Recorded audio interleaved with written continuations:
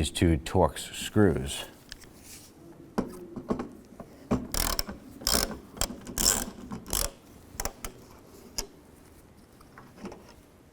Use a plastic body or trim tool.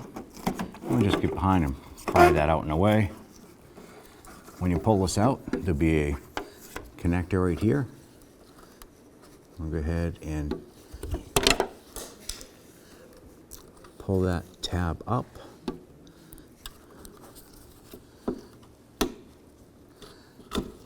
Disconnect that, and then pull off the washer fluid nozzle. Be careful not to drop that down inside the body. Take the new brake light and just reverse the procedure. Install the windshield, the washer nozzle hose.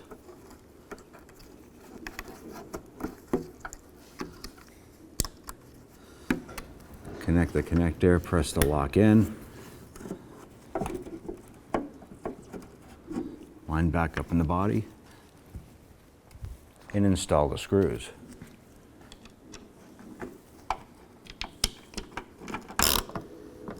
You just want to snug up the screws, don't want to over tighten. Just snug them and do the same for the other side.